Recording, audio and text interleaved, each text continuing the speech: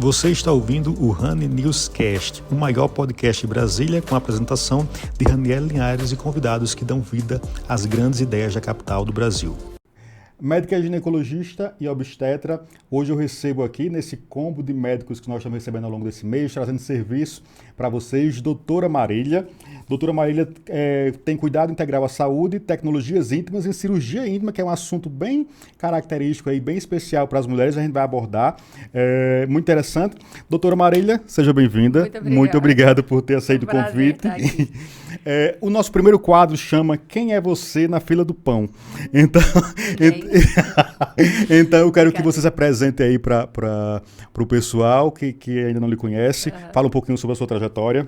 Então, eu me chamo Marília, eu falo que, antes eu falava, eu sou médica ginecologista obstetra, mas hoje eu falo, eu sou esposa primeiro, né, que eu fui ordenando. Então, sou esposa, sou mãe de bichinhos por enquanto, tenho 2 cachorros e 5 gatinhas. Nossa Senhora, a casa cheia. Casa cheia, são 7 bichos, todos eles fazem questão de, né, atenção.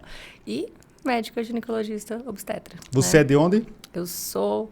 A pergunta é difícil, é muito misturado. Eu nasci em Séries, Goiás, e eu fui muito pequena para o Tocantins, muito pequenininha mesmo. E cresci lá eu fiz minha faculdade em Araguaína. Sim, você fez medicina lá? Fiz medicina lá. Sim. Né? Tive o privilégio de fazer na casa junto com meus pais, né? Então, coisa tranquilo. Algo que me deu muita tranquilidade, me proporcionou assim, uma estabilidade muito grande para poder me dedicar realmente para estudar mais. Sim. E aí, formei, logo me casei. E vim para Brasília para assumir o concurso de residência médica quando eu passei aqui no Hospital Regional da Asa Norte, no Agarram, em março de 2016. Certo, voltando antes do curso, por que você escolheu medicina? Engraçado, né? Eu acho que eu nunca pensei em outra coisa, por incrível que pareça. Todo mundo quer ser bailarina, né? Não, eu sempre falava que queria ser médica. Eu tenho, da família, a única pessoa médica que tem próximo, eu tenho uma tia que é inclusive ginecologista obstetra. Sim. E eu acredito que a gente criança vê admiração, e eu via muita admiração e quis ser médica. Eu acho que foi muito daí que surgiu muito essa questão. Sim, então você sempre já trilhou reto para isso. Por incrível que pareça, eu nunca tive dúvidas do que eu queria fazer. Escolheu medicina, mas escolheu também um segmento que é a ginecologia e obstetrícia. Algum motivo especial? Mesma coisa. Tem uma matéria na medicina que chama embriologia, que todo mundo detesta. Eu sempre gostei. Que fala muito dessa parte toda embriológica nossa, né? Sistema reprodutor. E eu gostava... Aí foi passando depois para fisiologia, lá em outro período, que eu gostava muito da fisiologia, do sistema reprodutor feminino. Realmente era algo que me chamava atenção. Sim, você decidiu, durante o processo, o curso de formação, a sua formação de médica, ou você já tinha mais ou menos isso na cabeça quando começou a medicina? Embriologia era no primeiro período, quando eu gostei. Aí depois no terceiro, lá para nós era no terceiro período, começou a fisiologia também, que é sistema reprodutor feminino. Sim. Então, eu fui ter o contato mesmo com a ginecologia obstetrícia, essa, né, matéria, quando eu estava, eu acho que no 8º período, só que fui ter contato mesmo, que eu fui ter essa cadeira e eu já gostava muito. Eu vou ser sincera que eu até tentei ver se eu gostava de outras coisas, falei, não, mas aí é vida muito corrida, mas não, era isso e pronto. tem que ser assim mesmo. Aí você veio para aqui, para Brasília, fazer residência no Agarram. Como foi a experiência no Agarram? Olha, eu só tenho pontos positivos para falar do Agarram. Interessante, porque o Agarram é um hospital grande, né, um hospital público. E aqui em Brasília existe muita críticas com relação ao setor da saúde. Como foi a sua atuação lá e como foi o espaço que você encontrou lá? Mas foi uma escola assim, sim, muito grande. É um hospital que ele chega muita coisa lá para nós, né? Chega muitos casos interessantes. Nós temos lá, os professores, a gente chama de staffs, né? E os preceptores que estavam lá conosco, eles, como eu posso dizer, eles exigiam muito de nós. No começo, a gente achava ruim, né? Claro, residente Sim. sempre vai reclamar. Sim. Então, são 3 estágios, R1, R2, R3, 3 anos de residência. Mas foi um ensinamento e tanto, foi o que fez crescer. Eu falo que a gente cresce na dor, Sim. né? E foi doloroso, não foi fácil, tanto é que eu comecei a fazer psicoterapia aí no meu primeiro ano de residência. Precisei da psicoterapia, estou até hoje. Nunca mais saiu. Nunca mais saí. Mas foi algo, sim, enriquecedor, que me fez crescer muito. Lá é uma residência que é muito forte na ginecologia. Tanto é que a minha paixão é ginecologia. Sou ginecologista obstetra de formação, mas a minha paixão realmente é ginecologia. Tem 3 anos que eu parei de trabalhar em consultório com obstetrícia, né? Sim. Pessoas perguntam, aconteceu alguma coisa para você parar? Até minha personal pergunta, aconteceu alguma coisa? Não. Eu estava, pelo contrário, estava numa crescente na obstetrícia. Sim. Acompanhando bastante paciente, acompanhava a parte normal, né? Tinha as cesarianas eletivas também. E... Quando você diz, o obstetra, você diz acompanha ou acompanha fazendo mesmo? Não entendi o fazer. Não, Vamos lá. Vamos lá, eu super leigo. Não, faço tipo assim, por exemplo, você que vai, no caso de uma cirurgia de um parto, você queria fazer? Sim. Então sim. é o obstetra mesmo. Sim, sim. Você que vai segurar a criança. Exatamente. E eu acompanho o trabalho de parto, né? E tem as cesarianas, nós entramos. E eu estava numa crescente na obstetrícia, muito paciente, assim, indicando para outro que ganhou comigo, vindo. Mas, na época, eu decidi que eu ia embora de Brasília. Pensei em ir embora de Brasília, montei consultório em Araguaína, na minha cidade. Falei, não, eu cresci lá, meus pais estão lá, quero voltar. E aí eu fiquei 1 semana lá, 3 aqui, 1 lá, 3 aqui. Só que o processo foi muito cansativo. Imagino. Muito cansativo. E com o tempo eu fui vendo que eu não tinha mais a cidade não tinha mais aquele brilho que na minha memória ficava de quando eu fazia faculdade lá. Isso acontece quando... Seus amigos não estão mais lá, é muito diferente tudo. E Brasília, para mim, foi um local que eu cresci muito.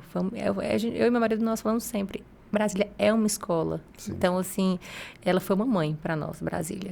Sim. Foi onde nós crescemos mesmo profissionalmente e como ser humano também, né? Maturidade. Então, quando eu decidi que eu não queria mais, ainda demorei um pouquinho para poder falar sobre isso com os meus pais na época. E aí, quando eu tomei a decisão, falei para meu marido, eu vou finalizar tudo que eu tenho para finalizar lá e depois eu vou passar o consultório e vou ficar só aqui em Brasília. Então, né? Hoje você gosta de morar em Brasília? Hoje eu falo que foi um surto psicótico. Queria sair de Brasília. Eu brinco com os pacientes, foi meu surto psicótico. Porque eu sou apaixonada por Brasília. Hoje eu não me vejo morando em outro local. Eu também. Acho aqui uma cidade incrível. Vamos adentrar um pouquinho nessa sua experiência no Agarram. Uhum. Né? O Agarram é um hospital público. E um hospital público numa cidade grande como Brasília tem muitas dificuldades, tem muitas. Então, tipo assim, você já entrar na residência nesse cenário, que eu imagino seja um tanto quanto caótico, ao mesmo tempo que é uma experiência, mas também deve ser um pouco assustador, né? Sabe que até eu não achei tanto, porque eu fiz, meu internato foi em hospital público. Sim. Então, eu já tinha esse costume de hospital público. Eu acho que eu não teria tanto esse costume com hospital particular. Sim. Tendo tudo. A gente vai acostumando a meio que se virar com o que tem, né? A gente brinca medicina baseada no que tem. Então, a gente... É uma matéria que você não paga, né? Não. Aprende na prática. Então, o internato foi em hospital público e para mim era algo que, inclusive, eu queria, porque você passar pelas adversidades te faz crescer, hoje você virar num campo de guerra. Sim. Se eu estiver num local que tem tudo, ótimo, maravilhoso. Mas se eu estiver na guerra, eu também sei me virar na guerra. E nós somos treinados para isso, inclusive, tá? Sim, tínhamos staffs que treinavam a gente para o pior cenário. Sim. E hoje eu entendo perfeitamente isso. Não sofro muito igual. Hoje eu estou lá no hospital de Planaltina, né, DF. Sim. Não sofro. Sim. Você trabalha no hospital e trabalha num consultório. Isso. Certo. Existe uma diferença de público, uma diferença provavelmente sim, né? Uma diferença de público, uma diferença de demanda. Existe. Como é que funciona isso? Existe. Mas engraçado, né? As pessoas que estão tão acostumadas, às vezes, a não ser bem tratados um pouco, às vezes, infelizmente, a gente sabe que existe essa realidade, sim, né? Demanda alta, às vezes o pessoal está estressado. Mas apesar que eu falo que lá onde eu trabalho, eu falo, meus colegas, eu falo assim, é um local que geralmente a população é muito bem tratada, né? Sim. E eu tento passar o mesmo tratamento do meu consultório para os meus pacientes de Planaltina. E eu tenho pacientes de Planaltina que atendem comigo em emergência, vê o nome no carimbo, começa a me seguir e manda mensagem me agradecendo pelo atendimento. Tem pacientes que às vezes falam assim, doutora, olha, qual o seu nome? Aí eu falo, muito obrigada. Eu falei, pelo quê? ninguém me ouviu, a senhora me ouviu. Então, são coisas básicas, né? Sim. Que fazem a diferença. E, realmente, eu tenho esse hábito de tratar da mesma forma. Às vezes, eu não tenho o mesmo tempo que eu tenho no consultório, né? Às vezes, está corrido, tem atendimento, parto, procedimento para fazer, paciente na cena, aquela confusão. Mas eu procuro levar o mesmo atendimento. Eu tento não fazer 2 pesos e 2 medidas, né? Sim. Isso é uma coisa que eu levo como filosofia. Aprendi muito isso com os meus pais, a tratar sempre o outro ser humano com muita humanidade. Sim, faz muita diferença, né? E faz diferença, muita. A pessoa que está lá procurando atendimento, tudo bem que vai ter besteira também, tá? Gente que às vezes poderia ir num posto de saúde, resolver algo que era mais simples para não onerar um atendimento de emergência, que pessoas que estão com maior demanda realmente precisam muito daquele atendimento, né? Até já discuti muito isso aqui, isso é um dos problemas da saúde, inclusive aqui no DF, né? Não ter esse primeiro atendimento, que tem muito isso, principalmente na região Nordeste. E aí acaba sobrecarregando, né? Atendimento. Mas assim, a pessoa que está lá, eu falo, se ela pudesse pagar um local para ela ser atendida, ela ia pagar. Sim. Não está lá porque está querendo, não está porque está querendo. Então, eu falo assim, e eu falo para elas às vezes assim, você sabe que você que paga meu salário? Eu sou servidora pública. Sim. Então, nada de graça. Você paga impostos para estar aqui, usufruindo do que você não está, né, para ter direito a fazer seus exames, a ter direito ao seu atendimento. E eu sou servidora pública, você que paga meu salário. Sim. E se a gente tiver essa consciência, eu acho que a gente consegue atender o outro melhor. Sim. Você trabalha no hospital lá de Planaltina, trabalha no consultório, né? Médica, a rotina do médico, todo mundo sabe que não é fácil. Para terminar, o seu esposo também é médico, ou seja, são 2 rotinas aí. Como conciliar essa rotina de trabalho com a vida pessoal? Como é isso? Me explique. A gente acostuma também, viu? Vai acostumando. Depois de um tempo acostuma. Eu acho que a questão, como os dois entendem muito esse cenário, desde a faculdade, a gente, né, vivencia isso, acaba que é mais tranquilo para aceitar um pouquinho a ausência do outro. Mas eu confesso que a minha rotina é mais corrida que a dele. Ele é neurologista, né? Os atendimentos são em consultório. Existem 2 residências diferentes, a neurocirurgia e a neurologia. A dele é a neurologia. Sim. E as atendimentos são em consultório, algo mais tranquilo, marcadinho. O meu tem o consultório, aí tem o plantão da secretaria, aí tem alguma cirurgia de emergência que surge. Então, eu fico, às vezes, para lá e para cá. Mas já foi pior. Hoje está mais estabilizado. Tinha dia que ele perguntava assim, que dia que eu vou te ver? Né? Então, mas eu tenho... Vamos combinar. Mas eu tenho muito a agradecer que ele é muito paciente. Ele entende muito. Às vezes eu falo, amor, complicou aqui a cirurgia, vou chegar mais tarde. Ele fica tranquila, faz o que tem que ser feito. Ele está bem tranquilo. Bom. Então, ele me apoia muito. Certo. E quando a doutora Marília não está no consultório, quais são os seus hobbies? O que é que você gosta de fazer? Adoro ficar em casa. Dormir conta. Dormir conta. O que você gosta de não fazer seria... Eu já gostei muito de sair. Já gostei muito de... vai para tudo tem sua época, né? Sim. Já gostei muito de sair, de ir pra festa, de dançar, de ir pra barzinho. Hoje estou mais tranquila. Sim, acho que... Estou aposentada. Eu adoro... Eu acho que depois que eu tive meus bichos, né? Sim. Que eu acho que eu fiquei mais assim, querendo dar atenção para eles. Como você viu, são muitos, né? São 7 bichos. Sim, é uma mão de obra. É uma mão de obra. E você vê aquele rostinho deles quando você vai sair de casa toda vez, fala, vou ficar aqui mesmo. Então, assim, eu virei muito caseira com o tempo. Fui me tornando caseira. Você falou que sempre quis ser médica. Você chegou a pensar, se você não fosse médica, o que você seria? Nunca... Para você ver como estava bem decidido. Estava bem decidido, não tinha um plano B. Certo. Vamos para o nosso segundo quadro, chama Por Trás da Imagem. Arthur, por favor. Tem 2 fotos aqui que você me mandou. Nós estamos no ar no YouTube e vamos deixar também nas plataformas de áudio. Então, eu queria que você descrevesse essas fotos para quem está só ouvindo. Por favor. Família, né? A base. Em uma palavra. Família, a base e... sempre foi meu tudo. Foi o que possibilitou eu ser o que eu sou hoje, né? Sim. E, assim... Aqui, nessa primeira foto aqui, quem é que tá? Ali, meu pai do meu lado, Sim. né? Meu esposo, Michel, minha mãe e meu irmão. Naquela foto ali. Sim. E Aqui nessa outra foto, minha sobrinha no colo do meu irmão ali, minha cunhada ali do meu lado, meu esposo, minha mãe e minha avó, que faz aniversário no mesmo dia que eu. Nada planejado, porque foi uma cesárea por bolsa rota da minha mãe, prematura, então nasceu no mesmo dia. Tinha que nascer mesmo. Tinha que nascer no mesmo dia da minha avó. E meu pai ali, né? Você falou da importância que sua família teve no seu processo de formação, né? Porque você conseguiu formar, que é uma realidade bem comum, inclusive, né? Porque não é toda cidade que tem faculdade de medicina, não é todo mundo que consegue passar na faculdade que é mais próxima de casa. Então, você conseguiu desfrutar isso. Então, isso foi importante para o seu processo de formação? Sim, muito. E... eu e minha mãe mesmo, nós somos muito ligadas, né? Então, para mim, foi muito importante. Eu sempre fui uma pessoa dramática. Eu estudava e ficava, eu não vou passar na prova. Meu marido ficava só esperando. Ele falava, tá, vou só esperar o resultado. Porque eu chorava e via a nota boa, né? E aí, minha mãe era minha base. Calma, minha filha, vai dar certo. Então, aquele carinho de mãe é muito importante, né? Sim. Meu pai também é muito presente de outras formas. Meu pai é mais seco um pouquinho. Sim. Mas é sempre muito presente também os dois. Então, assim, meu pai demonstra o carinho, a forma de carinho dele é de chegar assim com... peguei jabuticaba pra você. Sim. Goiaba, peguei ele pra você. É tipo de pai mesmo. Ele é o carinho dessa forma, né?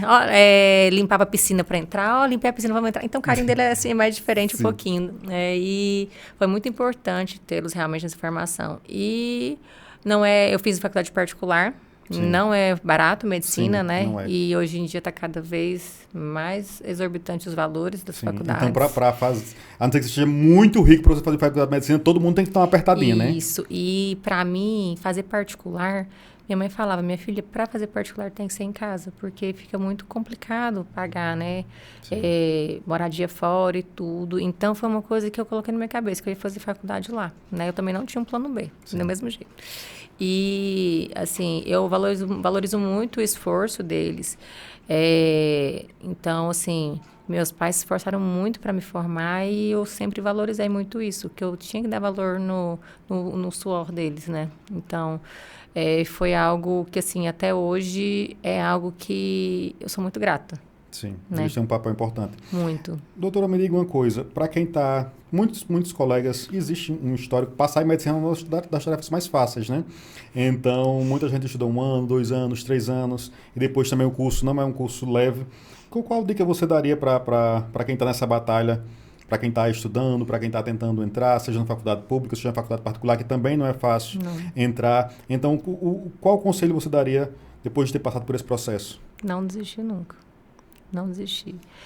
Vale a pena. Todo sacrifício que faz vale a pena. Eu via colegas, indo para aniversários, para festinhas, enquanto eu estava lá estudando, né, para passar. E eu me cobrava muito. Eu me cobrava a ponto de...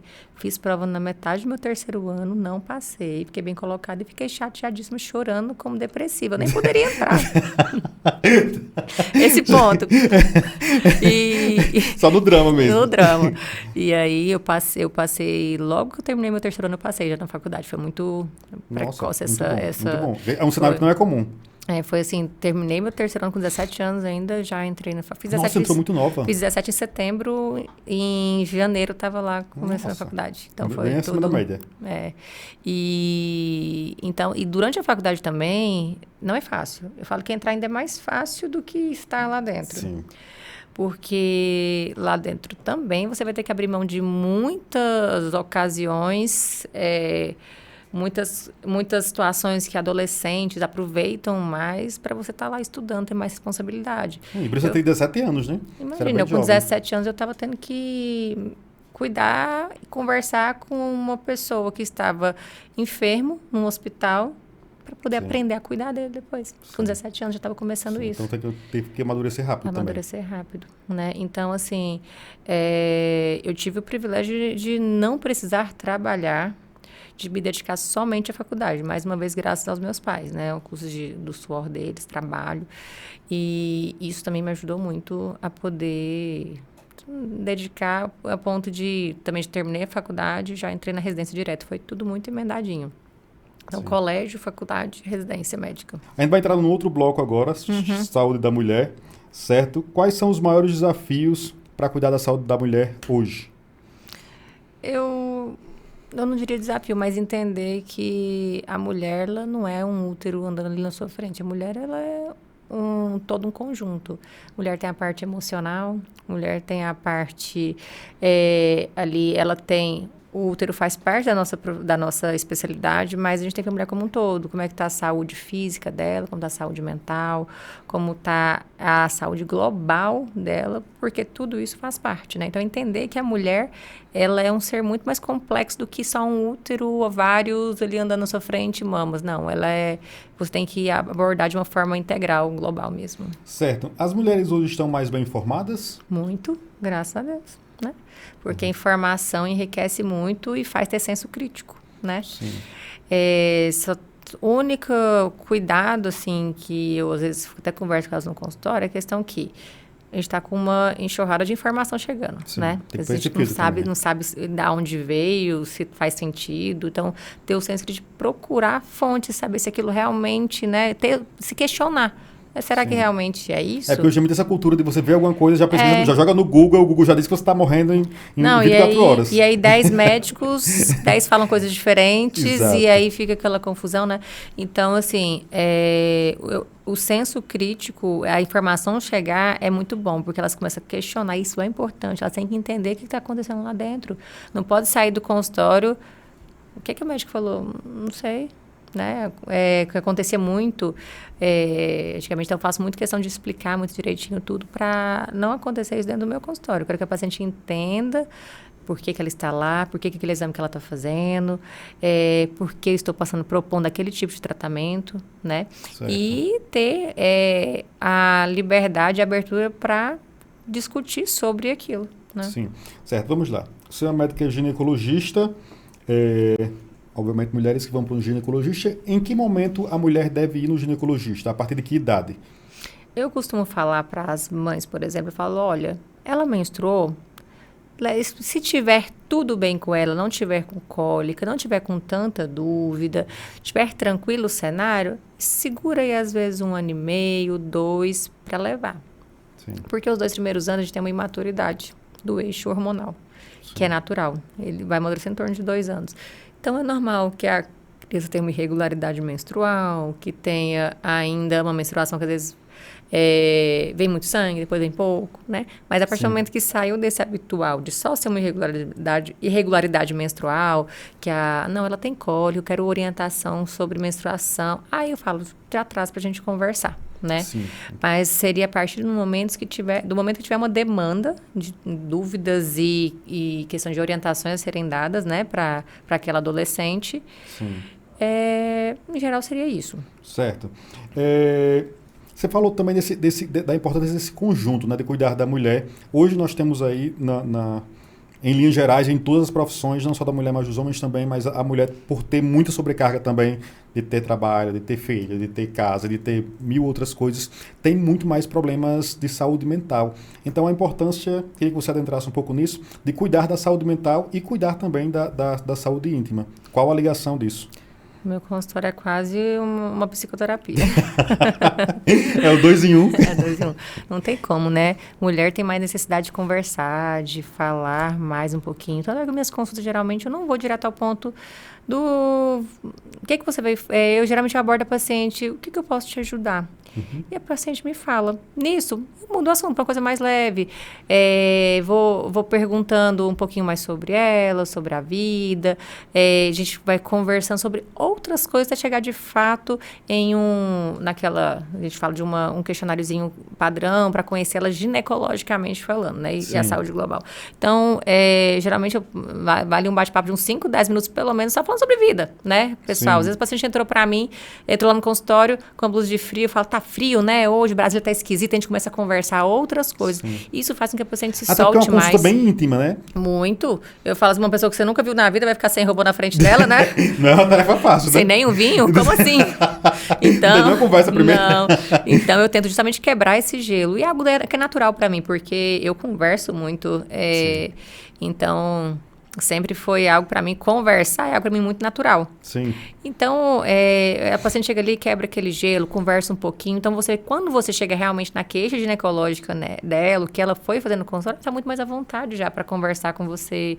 Às vezes, para contar o que ela ficava com vergonha, né, de contar. Certo. Então, você entender que mulher tem uma necessidade maior de conversar, de ter uma abordagem também psicológica, faz parte do atendimento ginecológico. Certo.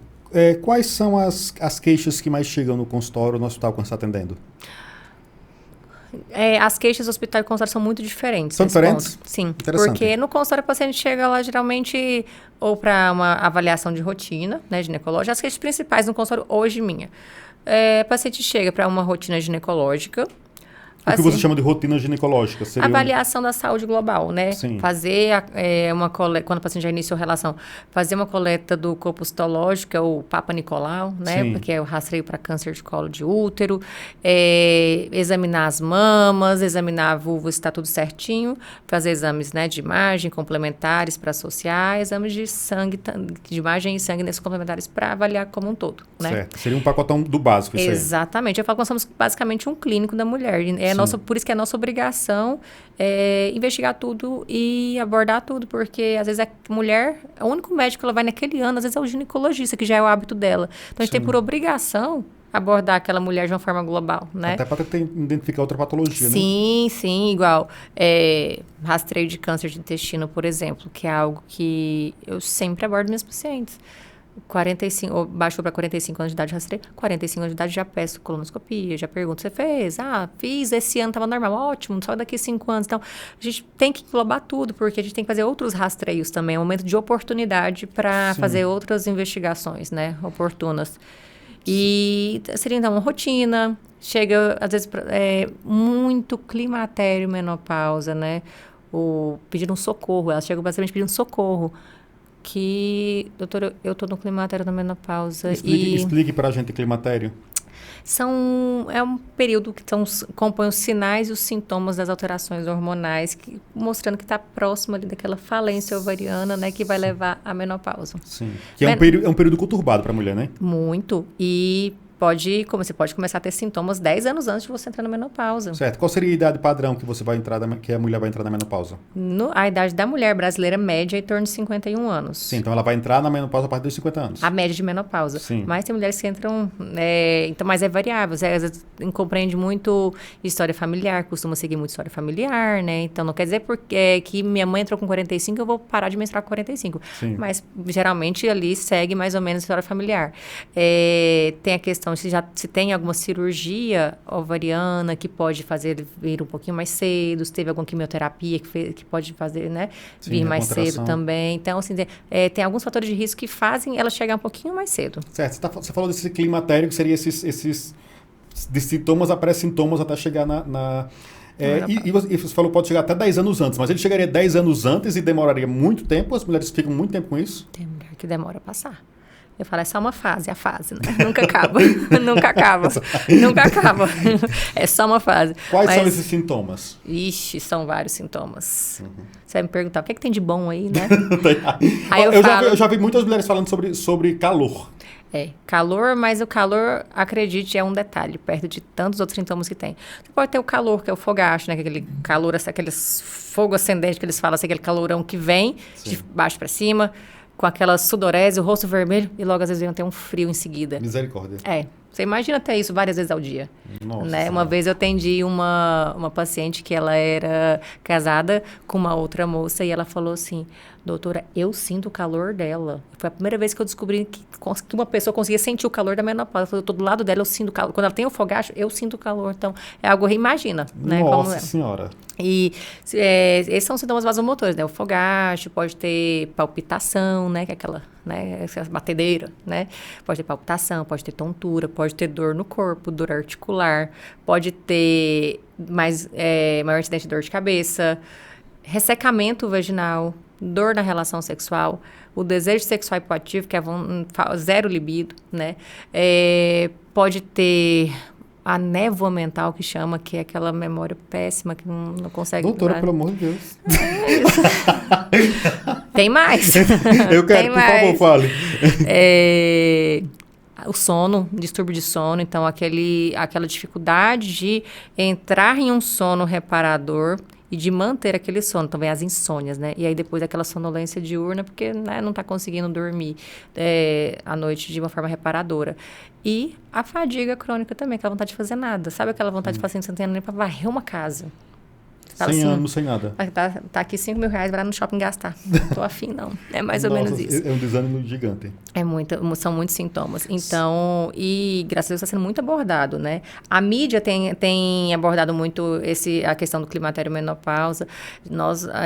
Muitas apresentadoras famosas, atrizes famosas que chegaram nessa fase aí da menopausa e sofreram, estão falando mais sobre isso. É importante isso, né? E isso fez as mulheres acordarem mais um pouquinho, né? Para essa questão da certo. Se fala muito, doutora, sobre essa questão da reposição hormonal. Uhum. Né? Qual a ligação da reposição hormonal com esse período da menopausa? É a gota de vida de volta. Você vai lá dar uma gota de vida para o paciente, digamos assim.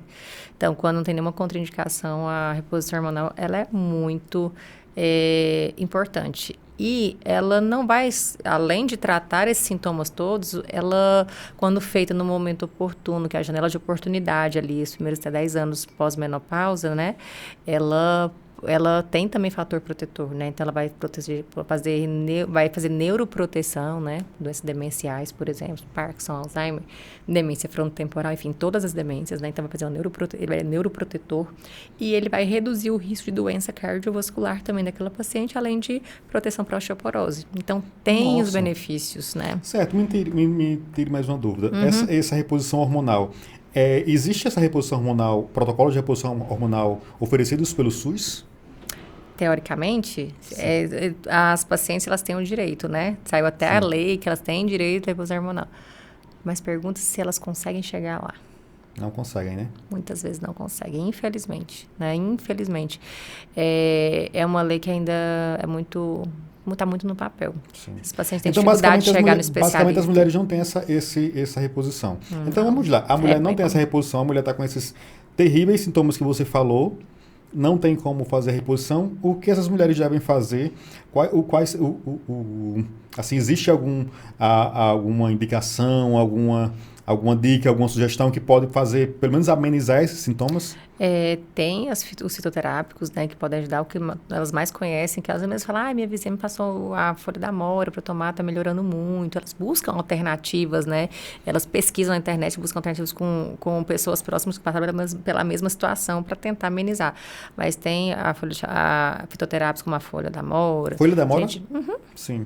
A simicifuga racemosa, o trevo vermelho. Então, a gente tem diversas formulações fitoterápicas que também ajudam muito. A atividade física é muito importante, né? Sim. A gente sabe que essas pessoas muitas vezes não têm tempo para fazer atividade física, né? Dos médicos vieram aqui, que a gente está fazendo várias especialidades, a unanimidade a atividade física é muito importante para qualquer...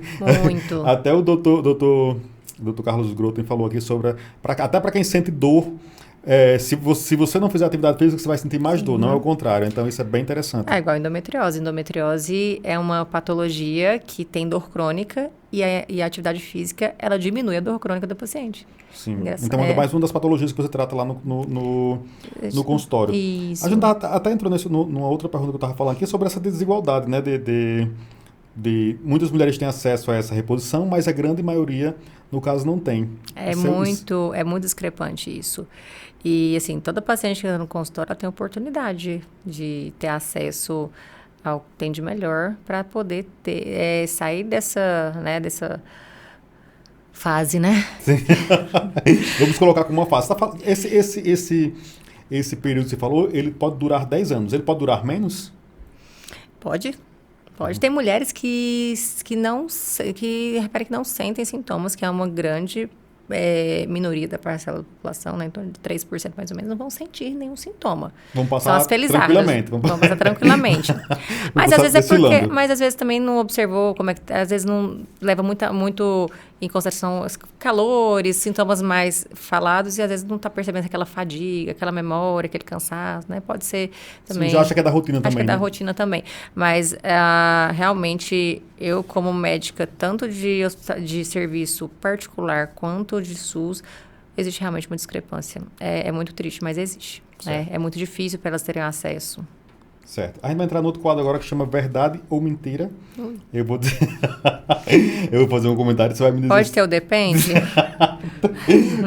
Pode. Então, ser médica, pode. A primeira é o seguinte. Anticoncepcional engorda todas as mulheres. Não, mentira. Mentira? Mentira. O que o anticoncepcional pode fazer, né? Existe se chama SHBG, que é a globulina ligadora dos hormônios sexuais. Que, por exemplo, anticoncepcionais em gerais podem fazer aumentar essa globulina, que é um transportador dos hormônios. Eu costumo falar que é como se fosse um táxi dos hormônios. Sim. Então, a grande maioria, principalmente a pílula contraceptiva, é a que mais faz esse efeito de aumentar essa SHBG. Ainda tem isso hoje, doutora? Porque faz tanto tempo que eu ouço isso, tá tomando anticoncepcional, engordou. Ainda não tem um anticoncepcional que não engorde, não? É o viés, né? Tem que pensar, será que é realmente só ele, né? Mas não, assim... A pessoa comeu 3 pizzas e disse, eu tomei... Mas assim, eu falo assim, quando você entra... Então, voltando à questão do SHBG, todos os anticoncepcionais que têm hormônio, eles podem fazer esse aumento. Mas claro que tem aqueles que podem impactar mais, igual a pílula, por exemplo. Se eu tenho um aumento dessa SHBG, eu tenho aumento do meu táxi dos hormônios, eu tenho mais hormônio indo embora. Se eu tenho baixo minha testosterona, baixo meu estradiol, o que vai acontecer? Eu tenho mais dificuldade, às vezes, ali, em ganhar massa muscular, eu tenho mais dificuldade ali em perder peso e ganhar massa magra, isso pode acontecer. Sim. Mas não é uma verdade absoluta, porque nem todo mundo vai ter esse efeito, né? Agora, eu falo para o paciente, qualquer medicação que você faça uso hormonal, como ela pode impactar em algum grau, eu falo, você tem que fazer sua parte, atividade física, uma alimentação regrada direitinho. Então, é muito complicado atribuir só ao contraceptivo, apesar de poder ter esse efeito que eu falei para você. Mas eu falo, tá entrando com alguma medicação diferente, seja um Implanon, seja um DIU, seja um adesivo, seja um anel vaginal, seja uma injeção, tudo isso é método contraceptivo, tá? Tem que fazer sua parte também. Tá, pra gente não esquecer, vamos fazer um parêntese aqui no Verdade ou Mentira. Métodos contraceptivos hoje, o que é mais usual, o que é mais recomendado, tem que ver caso a caso? É muito individual mesmo, porque depende, por exemplo, se eu tenho paciente com enxaqueca, paciente com fator de risco para trombose, com varizes, né, evidentes, já é uma paciente que eu não posso usar nada que tenha estrogênio na composição. Então, eu elimino quase tudo. Então, essas pacientes, elas só vão poder usar o quê? Existe a pílula de um tipo só de hormônio, de progestogênio isolado, que ela pode usar. Existe a injeção de 3 em 3 meses, que é só de progestogênio também, que ela pode usar. E existe DIU e Implanon. Tanto hormonal quanto não hormonal, na questão do DIU e Implanon. São os métodos que ela pode. Então, ela já elimina ali, anel vaginal ela não pode, adesivo ela não pode, injeção mensal ela não pode, pílula de 2 tipos de hormônio ela não pode. Então, agora aquela paciente que ela...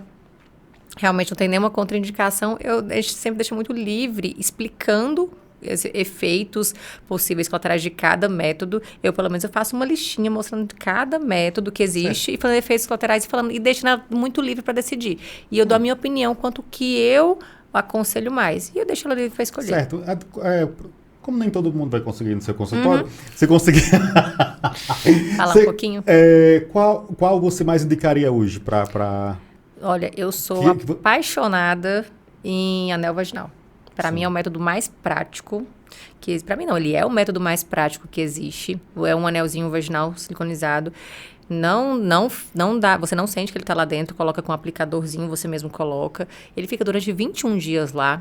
Você retira, joga fora, dá pausa de 7 dias, depois recoloca o novo de novo. Então, assim, 21 dias está lá quietinho. Você não tem que lembrar de tomar, não tem que preocupar com nada, né? Não vai sair durante a relação. Acontece, às vezes, de sair durante a relação. A gente tive algumas pacientes que sim. A gente fala, se saiu, coloca de novo, não tem problema. Sim. Mas se for muito frequente, aí sim, trocar, porque aí, às vezes, lá na frente pode dar problema, né? Mas, para mim, é o método mais prático e é o método de melhor de controle de liberação hormonal. Então, é algo muito estável, dá muito menos efeito colateral. Depois dele, se fosse para falar dos mensais, isso eu tô falando dos mensais, tá? Sim. Depois dele, eu gosto muito do adesivo. O adesivo também é outro método. Pelo seu rosto, sua expressão facial, você fica... Adesivo, né? Esse adesivo, eu lembro muito que tem as influenciadoras que falam desses chip da beleza que dizem que é o super golpe? Não é isso, gente. Ele é um adesivo. Para todo médico pergunto, não é isso. Explica aí pra gente o que é esse adesivo. Aí o adesivo também, ele é um contraceptivo, um adesivo que você coloca na pele ou nessa região aqui do braço, ou na região aqui glútea, ou de abdômen inferior. Visível? Ele fala que é a cor da pele, mas eu falo que é a cor da pele de ninguém, porque ele não se assemelha à cor da pele. Até hoje eu não vi ainda. Ele é um rosado claro, que eu falo, gente, eu não conheço ninguém que coloca e fica algo, fala assim, é a cor da pele, né? Mas é lugar escondidinho que você pode colocar, região glútea aqui, abdômen inferior, que você troca semanalmente. Vem 3 adesivinhos numa caixinha. Você troca, eu coloquei essa semana, na outra troca eu coloco o outro, na outra troca eu coloco o terceiro. Aí eu dou uma pausa também de 7 dias, depois recomeça tudo de novo. E não sai no banho, não sai em sauna, suor, a vida é normal com ele. Muito bom. Muito prático também. E também vai ter menos efeito colateral comparado aos outros, Desses métodos, tem tipo um que mesmo assim, existe uma comparação entre possibilidade de engravidar mesmo com método contraceptivo, o que seria mais provável e o que seria menos provável? Sim, sim. Desses métodos mensais, que eu estava falando que englobam pílula, injeção, anel vaginal, adesivo, eles têm ali a média entre 0,3% a 3% de falha. Aí vamos comparar para você entender o que é isso ali na fila do pão, quão seguro é, né? Então, grava aí 0,3% a 3%. Quanto mais próximo do meu uso perfeito, estou mais perto ali do 0,3%. Quanto mais variações podem acontecer, mais perto do 3%. Eu costumo brincar muito com pílula. Falei, vai que a pílula ficou bronzeando no carro, dentro da bolsa. Aí você foi lá, vomitou, esqueceu de tomar, né? Tô com diarreia, então tô com a absorção alterada. Então, tem muitas variáveis que podem fazer você ficar mais distante desse 0,3%, né? Por exemplo. Por isso que eu considero o anel muito prático, o adesivo, porque não vai ter tanto essas questões para... Ele vai ficar mais próximo do uso perfeito, né? Sim. Se chama índice de Pearl. E os métodos mesmo mais recomendados para quem não quer engravidar tão curto prazo, né? Aí seria o de longa duração, que entra DIU hormonal, DIU não hormonal. DIU hormonal, nós temos o Mirena, que dura de 8 anos, o Cailena, que dura 5 anos, DIU de cobre e cobre com prata tem desde que duram 3 anos até 10 anos, e o Implanon, que dura, 3 anos. E índice de falha. Vamos pegar aqui os métodos irreversíveis. Vasectomia e laqueadura, para comparar. Vasectomia tem uma taxa de falha, o índice de Pearl, de 0,15%. Sim. Laqueadura, 0,5%, certo? Então, vasectomia e laqueadura. Tem um que vem primeiro do que a vasectomia ainda, que é o Implanon. Que é o implante, subdérmico, que eu até tenho ali aqui. É no braço? É, no braço. É um bastãozinho que fica aqui, super prático de colocar. Sim. Dura 3 anos. Ele tem um índice de falha de 0,05, ou seja, ele é 3 vezes mais seguro que a vasectomia e 10 vezes mais seguro que a laqueadura. Nossa. Aí vamos continuando. Então, Implanon, vasectomia, aí aqui depois entre vasectomia e laqueadura entra o DIU hormonal, que ele varia entre 0,2% a 0,25% o índice de falha. Então, tá ali bem próximo da vasectomia e 2 vezes mais seguro que a laqueadura. Aí depois vem laqueadura, de fato. Depois o DIU não hormonal, 0,608. A laqueadura ficou lá... ficou bem em segundo plano, porque antes era bem mais comum, né? Também engravida com laqueadura. Então, a gente tem métodos ainda mais seguros que ele. Aí você me pergunta, mas fulano engravidou, por exemplo, com um DIU hormonal? Falei, Deus pra Deus, meu filho, não tem obstáculo. Quando é pra vir. Não tem obstáculo. E aí depois vem DIU não hormonal, né, que varia entre 0,6% a 0,8%. O índice de falha. E por que eu coloco, depois disso, os outros métodos mensais? Porque ele vai variar entre 0,3% a 3%. Então, ele fica ali um pouco aí nessa... Ainda é uma margem baixa, né? Ainda é uma margem baixa, né? E o preservativo, ele tem apesar dele ser sempre recomendado, porque é o único que previne doença sexualmente transmissível, né? Ele ainda tem um índice de falha até 16%. Nossa Senhora. Uhum. É muita coisa. Coisa interrompida nem se fala. A gente não... é isso. Para ter filho mesmo. Vamos voltar aqui pro verdade ou mentira? Uhum. Exame preventivo só precisa ser feito a cada 5 anos. Na verdade, a gente verdade? tem É verdade. Eu jurava que era mentira. Não. É verdade, se você considerar um seguinte ponto. Se for rastreio de HPV. Por quê? O HPV é o fator de risco único e isolado envolvido no câncer de colo de útero. Então, se eu tenho um HPV negativo, Eu posso sim repetir um outro teste em 5 anos, porque eu sei que em 5 anos aquela mulher não vai ter uma lesão grave no colo do útero. Se ela tiver uma lesão muito inicial, porque existem estágios, né? Tanto é que se fala que seria inadmissível existindo câncer de colo de útero. Então, ela é uma doença de país subdesenvolvido, porque tem estágios antes. Leva de 5 a 10 anos até você ter um câncer de colo de útero. Então, tem um descuido muito grande aí, né? Isso. O SUS tá mudando, né? Esse rastreio para fazendo genotipagem HPV. Deu negativo? 5 anos. Deu positivo? Aí colhe o preventivo, que aí ele vai ver se tem lesão por aquele HPV ou não, porque o HPV é o fator de risco, né? Entendi. E aí colhe o preventivo. Então, se você tem HPV positivo, aí já muda um pouquinho a situação. Já não é 5 anos. Já não vai ser 5 anos. Vai depender muito do resultado do seu preventivo para saber qual vai ser a periodicidade que vai ter que fazer. Certo. Né? Falando em periodicidade, preventivo, que é o Papa Nicolau, né? Qual a periodicidade? O que está em protocolo é que seja feito 3 exames consecutivos anuais, certo? E aí, deram todos normais, você pode fazer até trienal, de 3 em 3 anos, caso queira. Só que como existem também às vezes também tem os falsos negativos, né, pela questão de sensibilidade, especificidade dos exames, a gente acaba recomendando que faça todos o ano. Né? Mesmo com o protocolo, sim. Mas a gente sabe que o protocolo realmente é esse. Mas a gente sabe que, como existe, para fugir um pouquinho daqueles falsos negativos, que pode ter sido o caso, né, de algum daqueles exames, a gente pede para fazer anual. Existem, quanto a iniciar, o protocolo, né, americano vai falar para começar a partir dos 21 anos para a mulher que já iniciou relação. O brasileiro, o europeu, com a partir de 25 anos de idade. Eu, sinceramente, não sigo os protocolos à risca. Por quê?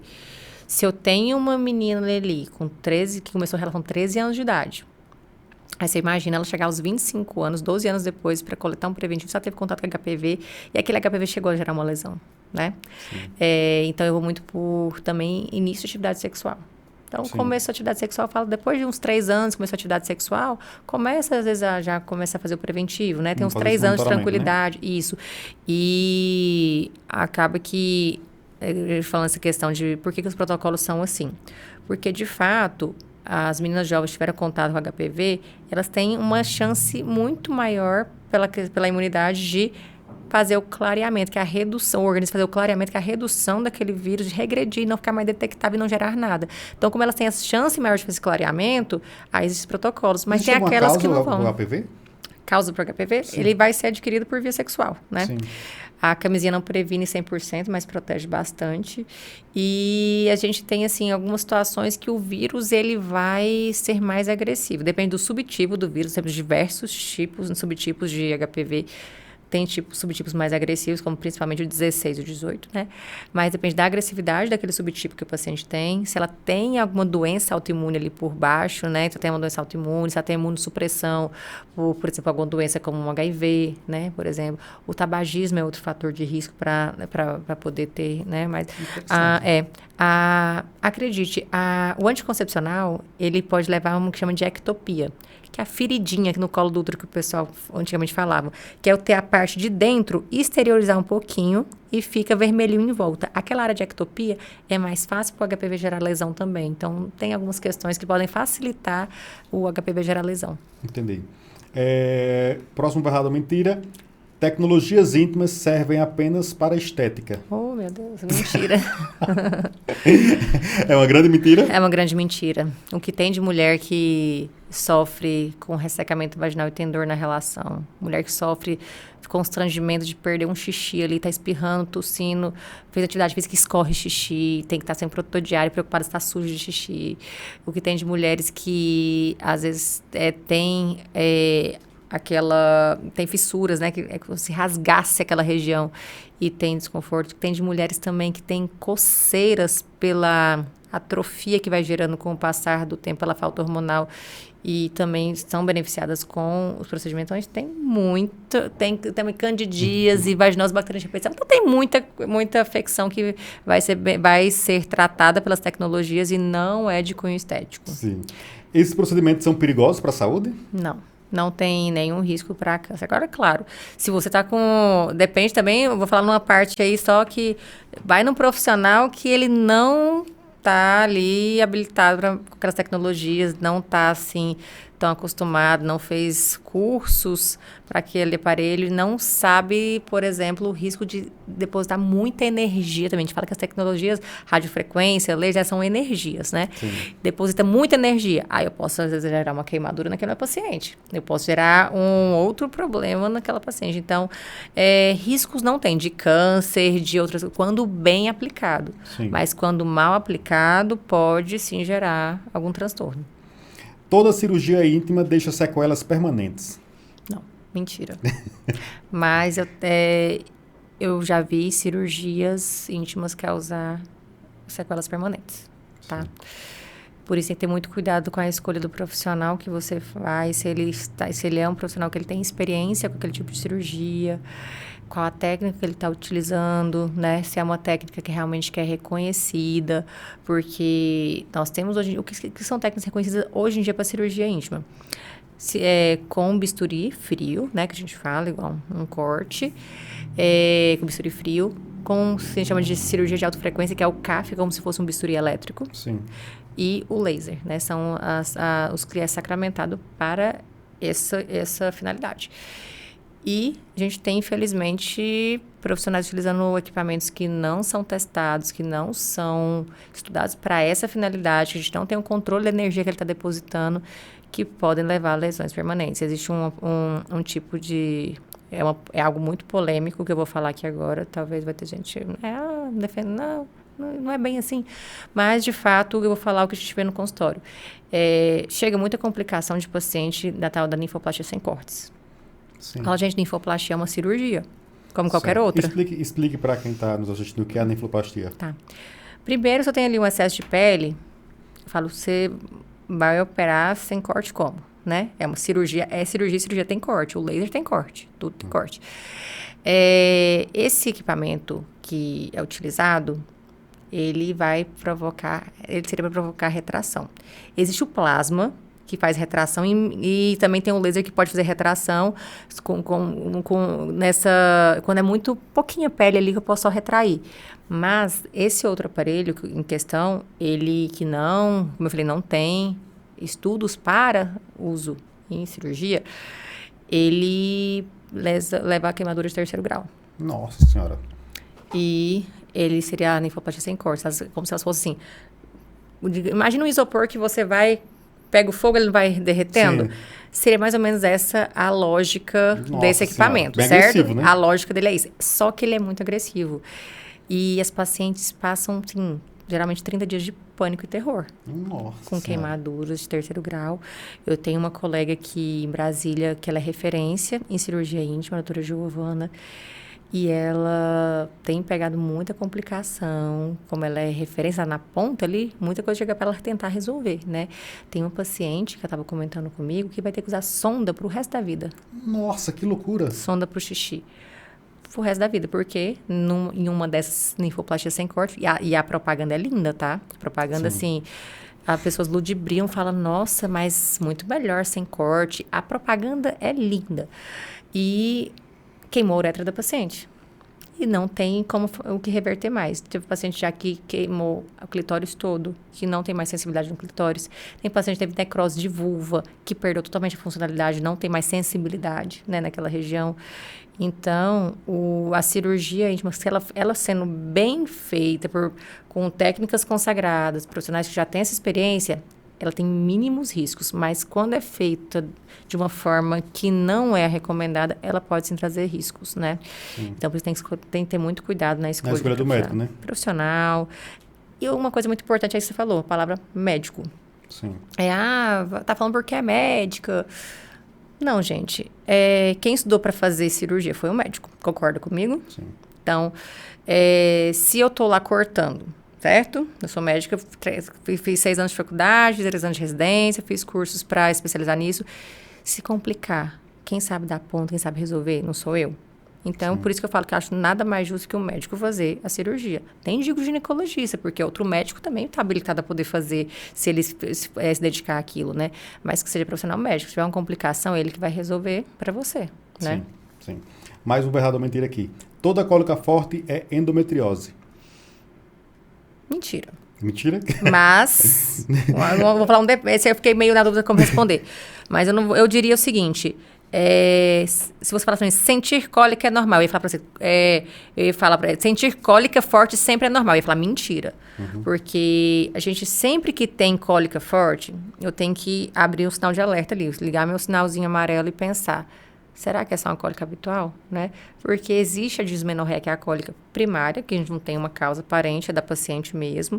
E existe a secundária, que tem patologia por trás, adenomiose e endometriose. A adenomiose, ela é como se fosse uma endometriose restrita, ali só do útero, digamos assim. E a endometriose é aquela que pode estar espalhadinha na serosa do útero, que é o que recobre o útero, no ovário, na trompa, na bexiga, no intestino. Sim. Isso causa muita dor.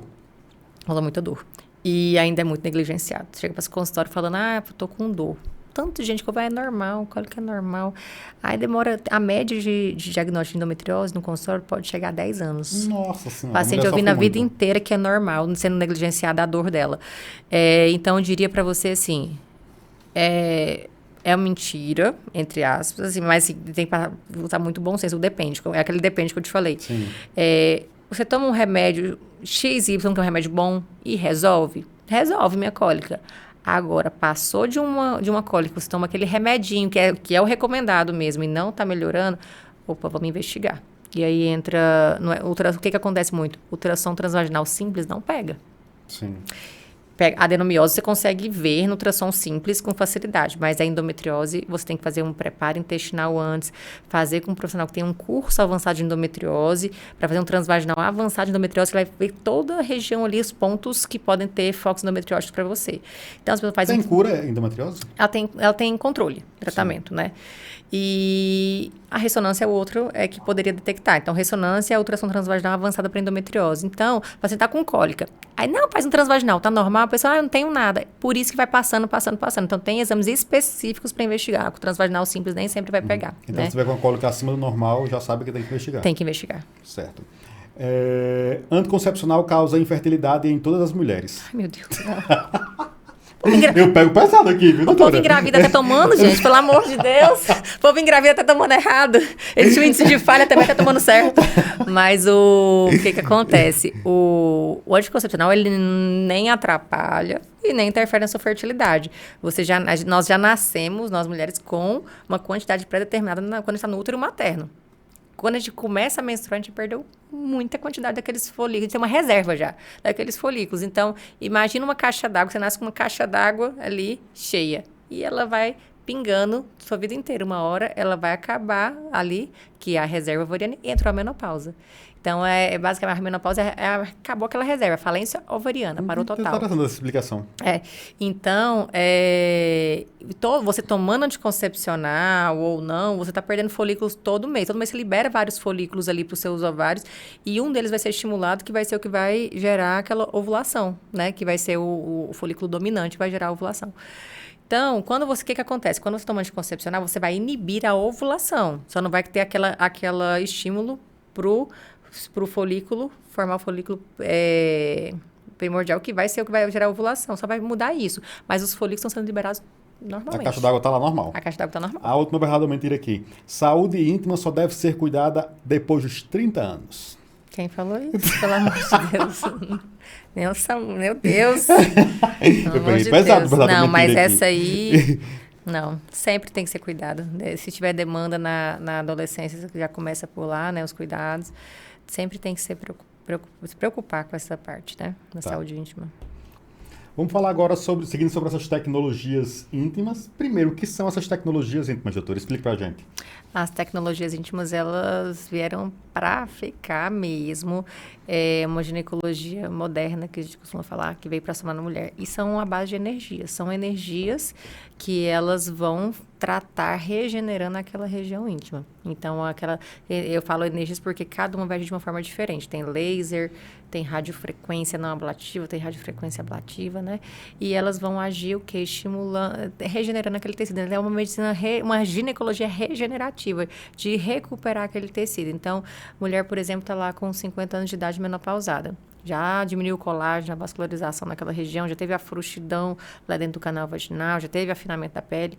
Ele vai agir estimulando o colágeno naquela região, vai estimular os fibroblastos. Lá dentro ele chega em torno de 45 graus e, acredite, não queima, tá? Interessante. Ele vai estimular em torno de 45 graus a temperatura, vai estimular os fibroblastos a produzir o colágeno, que vai fazer de novo aquela região, ela revitalizar, né? Vai ter melhor vascularização, vai ter uma melhora daquele tecido, então vai regenerar. Estou recuperando aquele tecido. É interessante, e entrando no que você já falou hoje, por isso é um tratamento muito interessante, ao mesmo tempo muito sensível, então é muito importante que a pessoa procure um bom profissional para fazer esse tipo de tratamento, né? Porque você tá lidando com... É muito sensível, tanto a área genital feminina, como também o fato de você estar usando laser, de você estar usando um equipamento que pode ferir, né? Porque se você usa, mesmo com esses aparelhos que são reconhecidos, que tem tudo baseado em... Todos têm estudos, né? Se você tem sobrecarga, usa uma sobrecarga de energia, você pode lesar aquele tecido em vez de recuperar ele também. Então, sim, tudo tem que ter o limite, né? Tem que... Eu já vi... foi o caso mais extremo que eu já vi, mas eu já vi uma paciente que fizeram úlcera dentro do canal vaginal dela. Nossa, passou, sim, assim, quase 6 meses para cicatrizar, não teve assistência, e saindo pus. Ela falava, tá saindo pus. É normal, usa pomada X. Nossa, aquela coisa para cicatrizar. Quais tratamentos estão em alta hoje, dentro desse segmento? Desse segmento, laser e radiofrequência, e que podem tanto tratar, auxiliar, na verdade, né, no tratamento da incontinência urinária, a depender do grau da incontinência urinária e da causa, que não são todas as incontinências urinárias que eu vou conseguir tratar, e nem todos os graus que eu vou conseguir tratar também. E sempre associado com fisioterapia pélvica, que é muito importante, é o que eu ressalto sempre, porque os estudos mostram o benefício da fisioterapia pélvica para o tratamento da incontinência urinária e também o benefício da tecnologia. E mostra que, quando somados, eles têm um aumento, ainda incremento muito maior dessa melhora clínica, né, do paciente. É comum incontinência urinária em mulheres? Muito. Porque quando vai... O fator de risco para ter incontinência urinária, né, a gente tem as causas neurológicas, mas tem as outras causas de esforço, que são, às vezes, paciente que tem constipação crônica tem mais fator de risco, porque tudo que vai sobrecarregar o assoalho pélvico pode gerar mais risco de continência urinária. Então, a obesidade, a constipação crônica, tosse crônica, gravidez, né, por causa do peso naquela região, parto vaginal também é outro fator de risco, né? Então, tudo isso. E fora isso, lógico, como eu falei, né? Entra coisa ruim também na menopausa, né? Porque aí o colágeno tá indo embora. A menopausa também não ajuda em nada, né? Ela ajuda na maturidade. mas o que acontece? Nós temos os ligamentos, como se fossem cordinhas, segurando ali seu útero, seu assoalho pélvico, sua região da bexiga. E quando o colágeno vai diminuindo, ele também diminui nessas cordinhas, são os ligamentos. Então, eles afrouxam. E aí, acaba que desce mais aquela parede vaginal e também gera a incontinência urinária. Então, é muito comum no climatério, menopausa, pela baixa hormonal que acontece isso. Mas esses pacientes com esses outros fatores de risco já podem ter incontinência urinária. Certo. Mulheres jovens podem chegar a ter também? Podem. Então, você tem uma paciente que teve 4 partos normais, por exemplo, né? Fator de risco. Se ela for obesa, constipada, tosse crônica, teve 4 partos normais, coitada. Então, é aí que ela vai ter mesmo. Mas aí, então, as tecnologias, elas auxiliam no tratamento das incontinências urinárias, do ressecamento vaginal, auxiliam no tratamento de... A minha próxima pergunta aqui, essas tecnologias ajudam na autoestima da mulher? Muito. Imagina a mulher que tá lá sem querer namorar porque tá doendo. Aí ela, de repente, descobre que ela pode namorar tranquila agora. E se ela trata também vem da parte estética, agora foi da parte funcional, né? Parte estética. Tratou aquela flacidez da vulva, ela achava que ela fica com vergonha de ficar sem roupa na frente ali do parceiro ou da parceira porque acha feio, murchinho, aquela coisa. Então, auxilia no tratamento para recuperar aquela região, né? Também, se eu tenho um desconforto estético também, ou funcional com minha parte de pequenos lábios, capuz, clitoriano, grandes lábios, eu vou lá e faço uma cirurgia com um laser, por exemplo, também melhora minha autoestima, né? Então, ela soma em diversos tratamentos. Essa cirurgia é uma cirurgia simples, doutora? Que você poderia classificar como simples? Ela é considerada, a classificação de uma labioplastia, linfoplastia, é uma cirurgia de pequeno porte, de baixa complexidade. Certo. Comparando aí para mim que sou totalmente leigo. O que seria, compare com um outro tipo de cirurgia? Blefaroplastia. Blefaroplastia é uma Nossa, cirurgia, ainda bem que por você comparou com a exemplo. face. Aqui, ó. Eu falando como se fosse, né? Ah, uma blefaroplastia, tá O que certo. é isso? É de comer, passar no cabelo, né? Tá de brincadeira comigo, Então, né? a cirurgia aqui na pálpebra, né? Por exemplo, é uma entendi. cirurgia também de baixa complexidade, pequeno porte. Então, é uma cirurgia, como qualquer outra. As pessoas acham que é um procedimento. Não, não é um procedimento, é uma cirurgia. Requer cuidados. Requer cuidados, requer responsabilidade, é uma cirurgia. E o pessoal fala, mas assim, não, mas às vezes tem até desvalorização, né? Mas é uma cirurgia tão pequena, vou ter que pagar isso, né? Fala, gente, é uma cirurgia plástica igual uma mama, igual um abdômen. É uma cirurgia plástica. É uma cirurgia plástica de menor porte? Mas é uma cirurgia. Ela vai ter um valor, claro, comparado a cirurgias grandes, vai ser um valor menor, mas não vai ser o mesmo valor de você ir ali fazer uma tatuagem. Né? Sim. Então, assim, Sim. não vai ser um valor... E tatuagem também é caro, viu, gente? Sim, tatuagem é caro. É caro também, viu? É caro. Não vai ser o mesmo valor de você ir lá e colocar um DIU. De você ir lá Sim. colocar um implante. Não, vai ser o preço de uma cirurgia, né? A grande vantagem que a gente tem hoje é que por ser essa classificação de cirurgia, ela pode ser, por lei, realizada, sim, em ambiente também que não seja hospitalar. Sim. Então, pode ser realizada numa clínica desde que tenha o suporte, né, necessário. Ela pode ser realizada em clínica também. Por médicos. Por médico, por favor, né? Na intercorrência. Ela pode ser realizada em clínica, o que já melhora ali o quê? Para o Mas me paciente. diga, Não tem o agora- gasto de um centro cirúrgico, né? Agora eu fiquei curioso. Quem é que não é médico e realiza essa cirurgia? Já vou colocar você na Ai, boca do meu leão Deus. agora. Isso comigo não. Vai ter várias pessoas deixando de seguir. Não é possível. Vai ter várias pessoas mandando Porque- um monte de coisa, falando aquele textão. Porque eu já vi que tem esse negócio. Tem uma briga com dentistas que realizam um tipo de cirurgia facial. Mas não é dentista que realiza essas cirurgias, né? Não, é biomédico. Ah, é biomédico. É. Entendi. Pronto, falei, bom dar português. Agora todos vão deixar de me seguir, meu Deus. E vão falar textão, mas já que eu passei Mas, branco, né? já que eu Entrou na polêmica, já é isso. estava aqui.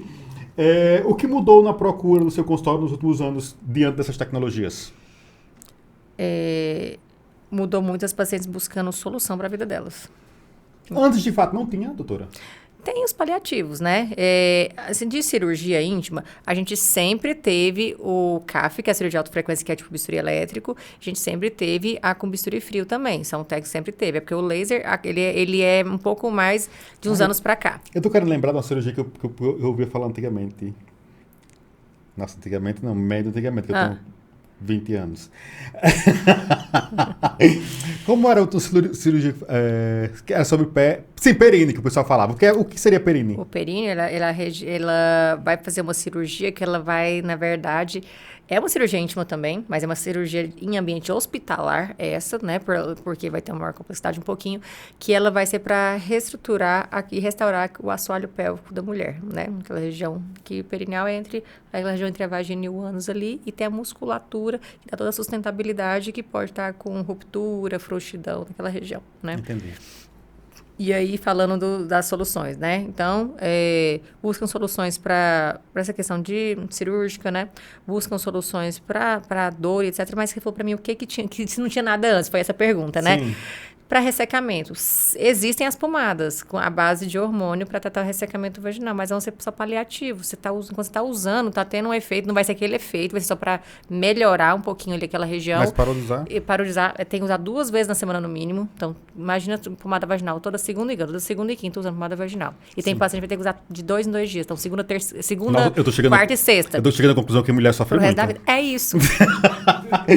não é para amadores ser mulher. Eu precisei trazer a doutora Marília aqui pra entender que não é fácil pra não a amadores, vida da não. mulher, viu? E aí, as pomadas que dá para ser paliativo, então pacientes que não têm condições de arcar com um tratamento desse, que é realmente tratamento padrão ouro hoje em dia, que tem uma grande durabilidade, até seguro e durabilidade de 12 a 18 meses de durabilidade, elas podem usar essas pomadas vaginal. A reposição hormonal, ela também vai trazer uma melhora do ressecamento vaginal, mas não vai ser, às vezes não vai chegar tanto naquela região. Então, às vezes a pomada vai ser necessário, né? Para incontinência urinária, existe a cirurgia também, né? Existem as cirurgias que vão auxiliar, existem a fisioterapia pélvica que vai auxiliar no tratamento também.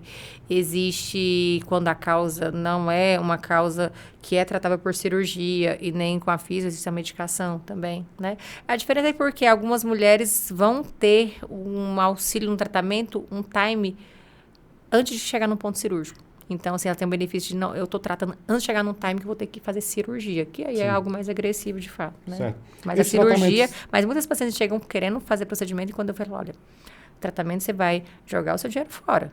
Aqui, para você, a indicação é cirurgia, porque ele não vai ter mais a resposta que você imagina que vai ter. Sim. Né? Esses tratamentos são encarados como saúde ou estética ou um pouquinho dos dois? Um pouquinho dos dois. Muita gente leva como estética e desvaloriza. Fala, não, estética. Não vê a importância da funcionalidade. Então, a gente tem a missão de levar para elas essa verdade, que, na verdade, você está ali tratando, basicamente, patologias, condições patológicas, né? A estética vai ser um ganho secundário que você vai ter. E se você procurar por esse motivo, ótimo, também vai cumprir o objetivo. Sim. O futuro da ginecologia passa por essas tecnologias? Sim. O que é que a gente ainda pode ver aí de revolucionário? Que ainda que ainda pode vir, que estão em estudo, por exemplo? Olha, pelo o que eu tenho vivido da ginecologia regenerativa, eu acredito que vai ter aprimoramento dessas tecnologias. Sim, que já são muito boas e muito eficientes, né? Mas você trabalha com todos, doutora? Eu tenho tanto laser quanto a radiofrequência não ablativa. Eu tenho as duas tecnologias no meu consultório. Mas, assim, espero que criem novas tecnologias, porque é sempre muito bem-vinda. Mas eu acredito que está em fase de aprimoramento das que estão já no mercado, né? Tem aí já um tempinho que elas estão já... Tem mais de 10 anos que elas estão aí já conosco. É porque não era tão falado, tão difundido, né? Antes. Certo. Agora vamos para o nosso último bloco, fazer um bate-bola rápido com você. Não sei se você está preparada, mas se você não tiver, você já percebeu também que eu não ligo. Vou fazer mesmo assim. Mas vamos lá. Uma inspiração feminina. Minha mãe. Posso usar ela? Pode sim. Um livro marcante. Vai rir? Com certeza. Pequeno Príncipe. Adoro! Eu acho tão lindo! Um filme que te inspira. Filme que me inspira. Tem os filmes pra sorrir e os filmes pra inspirar, né? Vamos ver o que inspira. Em busca da felicidade. Nossa, em busca da felicidade é maravilhoso. O que toda mulher merece?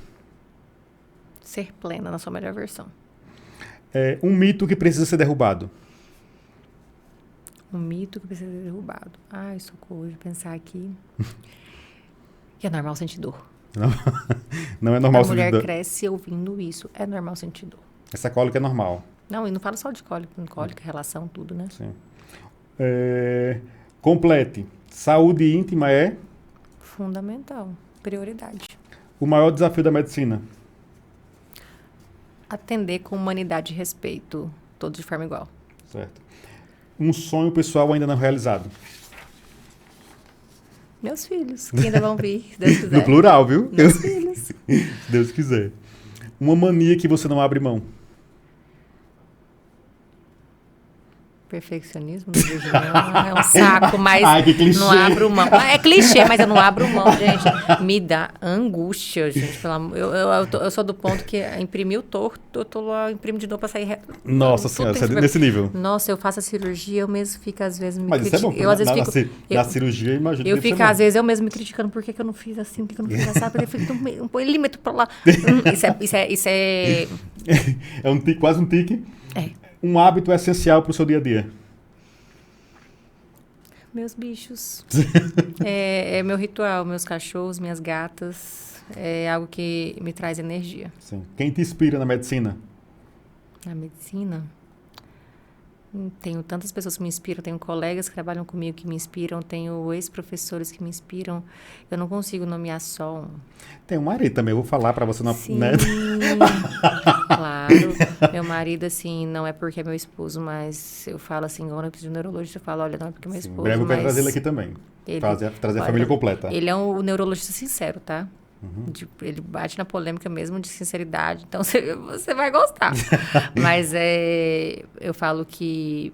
É porque meu marido é um excelente neurologista, um médico muito humano também. E eu só consigo exercer a medicina que eu exerço por apoio dele, porque ele também tem os mesmos pensamentos éticos meus, então é uma grande inspiração também. Certo. E a última agora, uma meta para os próximos anos. Uma meta?